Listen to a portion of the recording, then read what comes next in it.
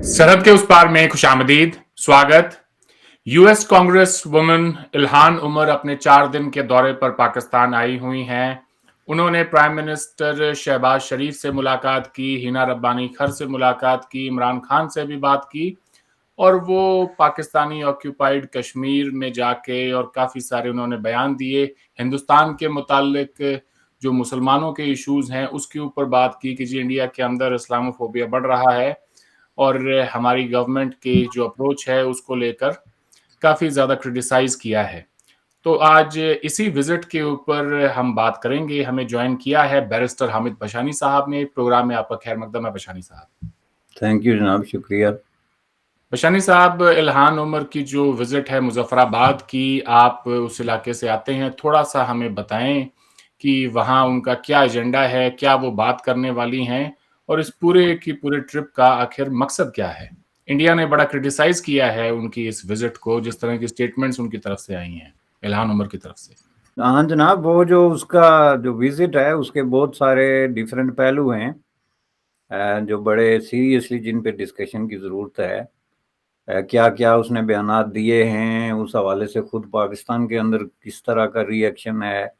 India के हवाले से जो उसने बात की है, इंडिया की इंटरनल सिचुएशन के हवाले से जो एक कम्युनल इश्यूज वहाँ पे चल रहे हैं, उस हवाले से भी उसने बात की है।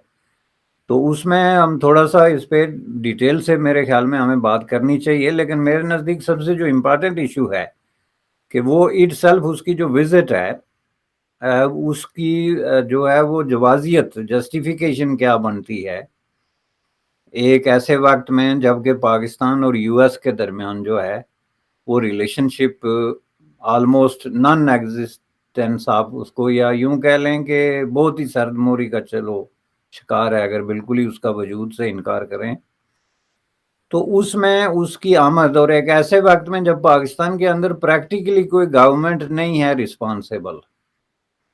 चूंकि एक गवर्नमेंट है जिसको वोट आउट कर दिया गया वीटो करके, क्या कहते हैं उसको, vote of no confidence, vote of no trust, और दूसरी हुकूमत जो है वो दरमियान में है और उसको जो निकलने वाले हैं वो नहीं मानते और बड़ी भारी तादाद में लोगों को जमा करके ये ऐलान कर रहे हैं कि हम इसको नहीं मानते। तो इन हालात में किसी लीडर का किसी मुल्क की इस तरह की विजिट जो है वो एक बड़ा इंपॉर्टेंट चीज़ होती है, जो ये बताती है कि उसकी विजिट पहले से स्केजल थी। और ऑब्वियसली जब उसने ये विजिट स्केजल की तो वो इस तरह की ड्रास्टिक किस्म की जो चेंजेस हैं, जाहिर है इस तरह के बारे में नहीं सोच सकती थी। अदरवाइज मैं समझता हूँ कि उसके दौरे का मकसद ख़त्म हो जाता है। चूँकि ये जो इस तरह के दौरे होते हैं उनमें आपको एक रिस्पॉन्सिबल गवर्नमेंट की इन प्लेस होना ज़रूरी होता है, जिसके साथ आप बैठ के तो एक लॉन्ग टर्म किस्म के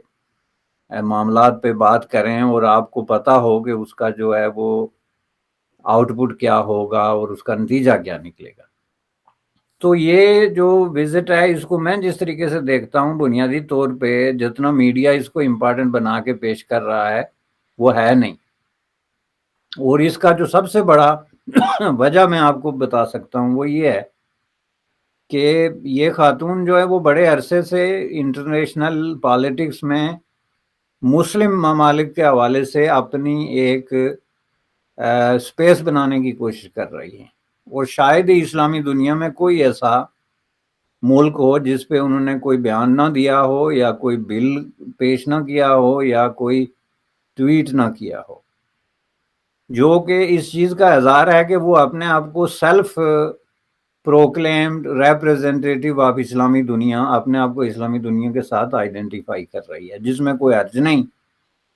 चूंकि प्रैक्टिकली इस्लामी दुनिया एक ऐसा यतीम खाना है जिसको कोई भी रिप्रेजेंट कर सकता है, और यही होता आया है उसके साथ। लेकिन एक यूएस कांग्रेस में बैठी हुई एक खातून जो है वो भी सोमालियन ओरिजिन की, जिसका खुद इस्लामी दुनिया में कोई ख़ास जो है वो वेट नहीं है या कोई स्पेस नहीं है, और वो चूंकि यूएस कांग्रेस में एलेक्ट हो गई, एक तो रेशल वजह से और दूसरा जेंडर की वजह से, तो इसका मतलब ये नहीं कि वो अपने आप को कुल्ली तौर पे इस्लामी दुनिया के रिप्रेजेंटेटिव के तौर पे पेश करे, जिस पे मैं समझता हूँ कि एक बड़ी बात बनती है डिटेल में اس حوالے سے بھی. لیکن یہ چونکہ ہم اس دورے کی بات کرتے ہیں، تو چونکہ ان کا جو فوکس رہا ہے یونائٹڈ اسٹیٹ آف امریکہ میں وہ اسلاموفوبیا، بلکہ وہ یہ سمجھتی ہیں کہ انٹرنیشنلی اسلاموفوبیا ایک بگ ڈیل ہے جس کا مقابلہ کرنا چاہیے. اور اس حوالے سے چونکہ عمران خان کا بھی جو سابق پرائم منسٹر ہیں ان کا بھی یہ ایک فوکس رہا تھا. تو اس طریقے سے جو ہے وہ میں سمجھتا ہوں کہ دونوں کے درمیان ایک ہمانگی بنتی تھی، جس کی وجہ سے انہوں نے یہ دورہ کیا ہوگا تاکہ وہ ایک دوسرے کو اپریشیٹ کریں اور دوسرا یہ دیکھ سکیں کہ وہ انٹرنیشنلی آنے والے وقتوں میں کس طرح کوآرڈینیٹ کر سکتے ہیں. اور یہی وہ چیز ہے جو میرے لیے جو ہے نا میں سمجھتا ہوں کہ میٹر آف کنسرن ہے. چونکہ بنیادی طور پہ ریلیجن کے نام پہ جو بھی پالیٹکس جہاں کہیں بھی ہو رہی ہے، ہسٹری میں جہاں کہیں بھی ہوئی ہے، اس پہ کوئی نیا تجربہ کرنے کی یا نئی ریسرچ کرنے کی ضرورت نہیں ہے. یہ ہمارے پاس بالکل اپرووڈ قسم کے فیکٹس اور فیگرز ہیں کہ ہسٹری میں جہاں کہیں بھی ریلیجن کے نام پہ سیاست ہوئی ہے، خواہ وہ ریلیجن کو کسی طریقے سے بھی استعمال کیا گیا ہو، اس کی پازیٹیو جو خصوصیات ہیں ان کو لے کے تو کسی نے اپنی پاپولیرٹی کا گراف بڑھانے کی کوشش کی ہو، یا اس پہ جو اعتراضات ہیں یا نیگیٹو جو اس کے پہلو سامنے آتے ہیں ان کو لے کے تو کسی نے ان کو ڈیفینڈ کرنے کی کوشش کی ہو. تو ہر دو صورتوں میں ہم نے اس کا فال آؤٹ دیکھا کہ وہ بہت ہی خطرناک رہا ہے، خواہ وہ اسلامسٹ آرگنائزیشنز کی طرف سے ہوا ہو، کسی اسلامی اسٹیٹ کی طرف سے ہوا ہو، یا کسی اسلامک لیڈر کی طرف سے ہوا ہو. لیکن میں اس کو صرف اسلام کی حد تک ہی محدود نہیں کروں گا، بلکہ ریلیجن کے حوالے سے میں کہوں گا کہ آپ دیکھیں ویسٹ میں ریلیجن کے نام پہ جو نئے نئے گروپ آئے جو وائٹ سپرومیسسٹ قسم کی آئیڈیالوجی کے حامل گروپ تھے، انہوں نے کس طریقے سے کرسچینٹی کو یا ریلیجن کو استعمال کیا. اس طرح انڈیا کے اندر جو ہندو نیشنلزم کے نام پہ اور مسلم جو ہے وہ ریزسٹنس یا جو بھی آپ جو نام وہ دیتے ہیں مختلف انداز میں، اس کے نام پہ جو پالیٹکس ہو رہی ہے اس کی وجہ سے انڈیا کی جو اکانومی، پالیٹکس اور کلچر ہے وہ کس برے طریقے سے ڈیمیج ہو رہا ہے. تو انٹرنیشنلی آپ کہیں دیکھ لیں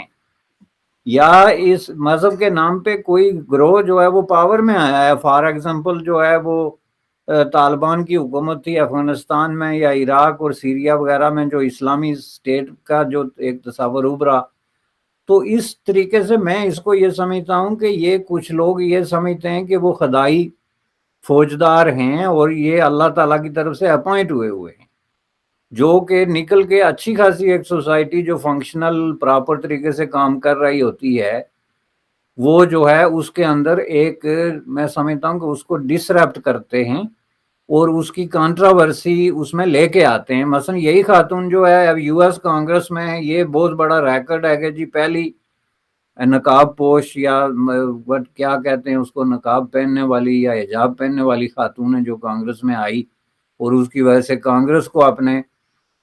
بیریئرز جو ہیں وہ لو کر کے تو اس کو ایکسیپٹ کرنا پڑا. فار ایگزامپل یہی بات ہم کرتے ہیں، تو کیا جو ہے ان کے آنے سے پہلے 200 سال سے جو امریکہ میں ڈیموکریسی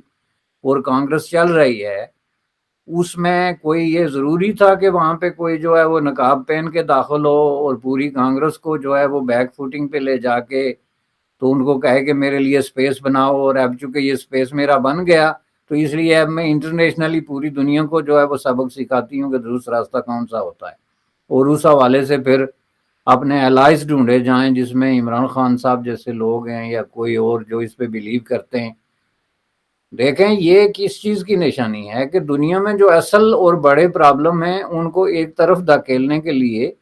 یہ تصوراتی امیجنری قسم کے self created artificial problems create کیے جا رہے ہیں تاکہ اصل مسائل سے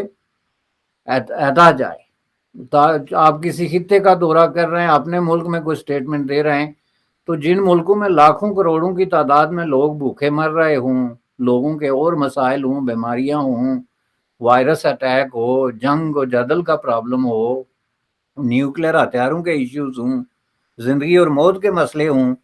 اور دنیا میں اٹ سیلف جو ہے یہ روس یوکرین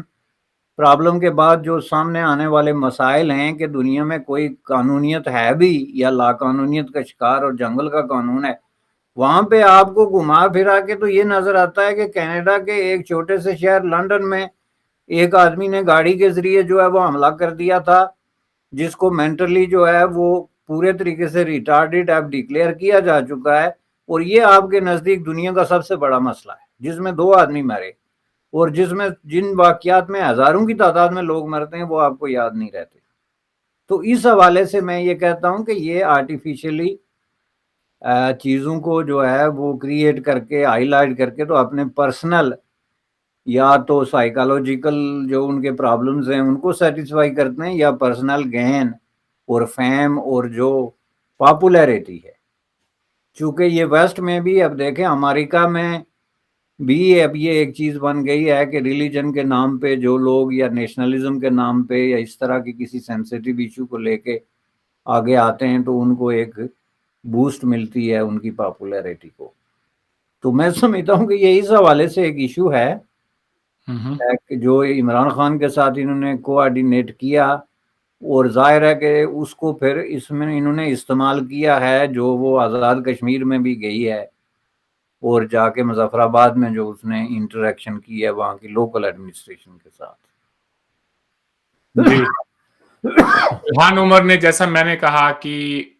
ہندوستان کی گورنمنٹ کو بھی جو ہے وہ کافی حد تک کرٹیسائز کرتی ہیں، اور پچھلے مہینے کہا کہ جی بائیڈن گورنمنٹ کو چاہیے کہ ہندوستان میں مسلمز کے ساتھ جو ہو رہا ہے اسے چلتے وہ کرٹیسائز کرے۔ اس خبر کو ہندوستان کے اندر گورنمنٹ کے لیول پہ یا جو میجورٹی پاپولیشن ہے ان کے لیول پر دیکھیں تو کافی حد تک کنڈیم کیا گیا ہے۔ آپ سوشل میڈیا پہ دیکھیں کیا ری ایکشن آئے لوگوں کا، لیکن ایک طبقہ ایسا بھی ہے جس نے کہا ہے جی بالکل یہ بہت ہی درست بات کی ہے، یہ تو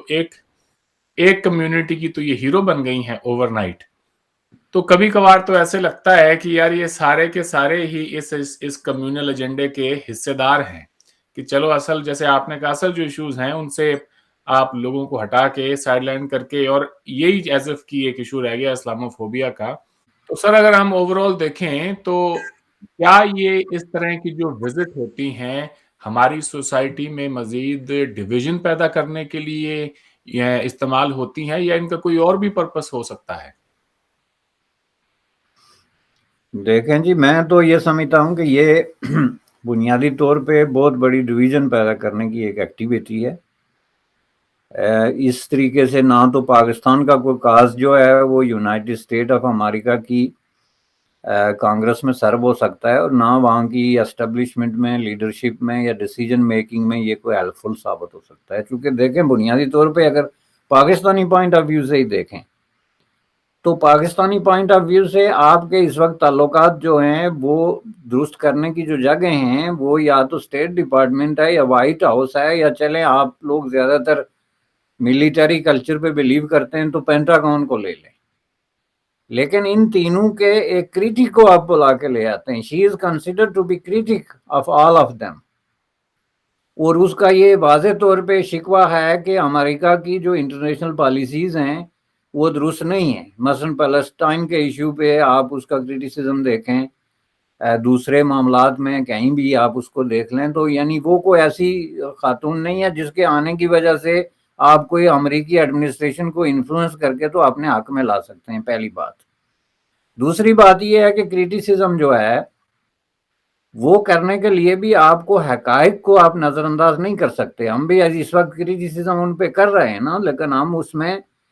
اس بات کو قطعاً نظر انداز نہیں کرتے کہ ان کا جو پازیٹیو کنٹریبیوشن ہے اس کو ہم بالکل ہی لات مار کے ایک طرف کر دیں۔ مثلا انہوں نے سعودی عربیہ کے حوالے سے جو سٹینڈ لیا ہے، سب پہلے جو وہاں پہ سچویشن تھی، جو وہاں پہ ہیومن رائٹس وائلیشنز ہو رہی تھی، یہ سارے معاملات تھے، اس نے ان کو کرٹیسزم کیا اس کا، جس کو ہم جو ہے وہ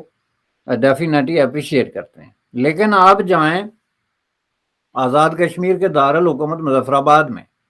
اور وہاں جا کے آپ کو کوئی جو ہے وہ ہیومن رائٹس وائلیشن نظر نہ آئے، پوری اس ریاست کے اندر جو ہے، جو Pakistani administrative part of the state of Jammu Kashmir ہے، اس میں آپ کو قطعاً کوئی ہیومن رائٹس وائلیشن نظر نہیں آتی۔ آپ کو یہ نظر نہیں آتا کہ وہاں لوگوں کو الیکشن لڑنے کی آزادی نہیں ہے۔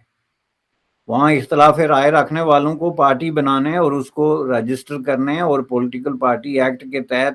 اپنے آپ کو الیکشن میں پارٹیسپیٹ کرنے کی اجازت نہیں ہے. وہاں freedom of expression, freedom of movement اور اس فریڈم آف تھاٹ جو ہے اس کا کوئی سوال نہیں ہے. یہ ساری چیزیں آپ کو نظر نہ آئیں، لیکن آپ سٹیٹمنٹ دے دیں کہ جی جموں کشمیر میں جو ہے وہ بہت بڑی خلاف ورزی ہو رہی ہے. تو یہ جو پاکستان کا جو ٹھیٹ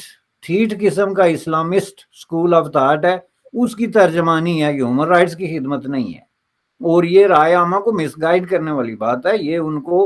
ریپرزینٹ کرنے یا ان کو جو ہے وہ صحیح راستے پہ چلانے والی بات نہیں ہے. اور یہ چیز جو ہے اسی بنیاد پہ میں اس چیز پہ بات کرنا ضروری سمجھتا ہوں، اور کہ ان چیزوں کو کلیئر کر کے لوگوں کے سامنے رکھا جائے کہ ہمارے جو ساؤتھ ایشیا کے اندر لوکل جھگڑے ہیں، جس میں کہ کوئی کشمیر ایشو ہے یا ہیومن رائٹس کے حوالے سے، یا جو وہ سرحد کی بھی جا رہی ہے اپنی آنکھوں سے دیکھنے کے لیے کہ جو وہاں پہ لائن آف کنٹرول کے آر پار جو ملیٹریلی جو وائلنس ہوتی ہے یا لوگوں کی زندگی ہے اس کا بھی. تو یہ سارے ایشوز، اس کے لیے ہمیں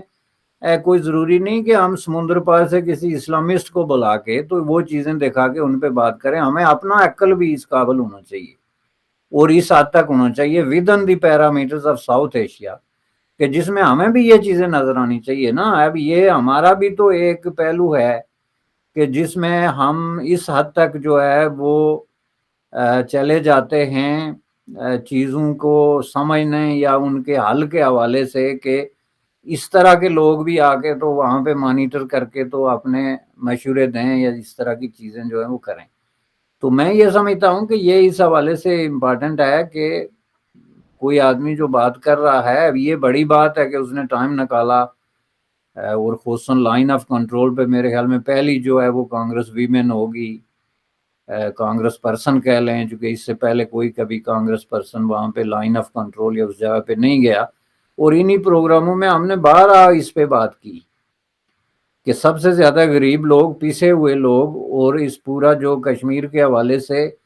یا بر صغیر میں جو کانفلکٹ چل رہا ہے انڈیا پاکستان میں، اس کے جو ریئل وکٹم ہیں وہ وہی لوگ ہیں جو اس لائن کے ارد گرد دونوں طرف، میں ایک طرف کی بات نہیں کر رہا،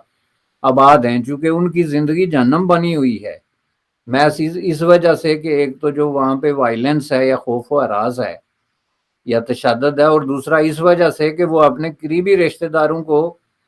جو ہے وہ دریا کے آر پار بیٹھ کے تو ملتے ہیں.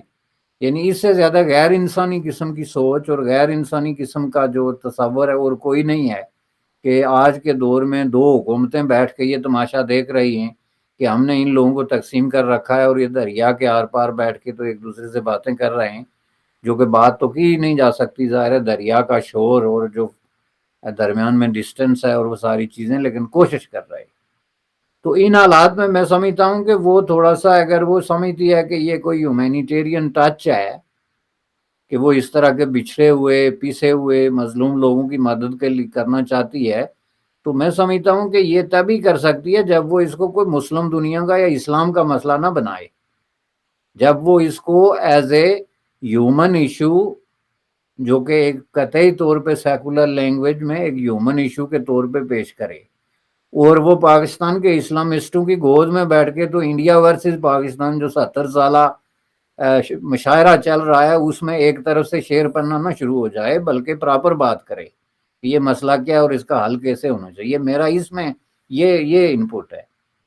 بالکل آپ ٹھیک کہہ رہے ہیں بشانی صاحب. اگر وہ کوئی ایک بڑے کمیشن کو ہیڈ کرتی، کچھ اور لوگوں کو ساتھ میں لے کر آتی، پاکستان کے حوالے سے بھی بات کرتی، وہاں ہو رہے ہیومن رائٹس وائلیشنز کے اوپر بھی بات کرتی، ہسٹری میں کا بھی تھوڑا بہت مطالعہ کر لیتی اور یہ بھی دیکھتی کہ ہندوستان کے پاس جو جموں کشمیر کا حصہ ہے وہاں پر اسلامسٹوں نے ماضی میں کیا غدر مچائی ہے، اس کے اوپر بھی تھوڑے بیان دے دیتی، تو پھر دیکھتے ہم کہ جی واہ، کوئی ایک آئی ہے خاتون وہاں سے اور بڑی جو ہے حق کی بات کہتی ہے. دونوں ملکوں میں جو کچھ بھی ہو رہا ہے اس کے حوالے سے ان کا اوپینین کافی حد تک درست ہوتا اگر ایسا سب کچھ ہوتا تو. لیکن ابھی جو ہو رہا ہے اسے دیکھ کر تو یہی ہے کہ پیورلی ایک اسلامسٹ ایجنڈا ہے اس کے پیچھے، اور ایک پیغام دیا جا رہا ہے کہ جی دکھ تکلیف میں اگر کوئی ہے وہاں پہ تو وہ صرف مسلمان ہیں جو پس رہے ہیں، جموں کشمیر کے اندر بھی ہوں، और चाहे वो फिर हिंदुस्तान के अंदर भी हों। इसीलिए शायद उनकी इस पूरी विजिट को एक शक की नज़र से देखा जा रहा है, और जैसा कि मैंने पहले कहा कि हिंदुस्तान की गवर्नमेंट ने कंडेम किया है। खैर, आज के प्रोग्राम को यहीं खत्म करते हैं और आपसे फिर बात होगी किसी नए मौजू के साथ। आपने वक्त दिया, आपका बहुत बहुत शुक्रिया। Thank you so much. आपका शुक्रिया ना, थैंक यू।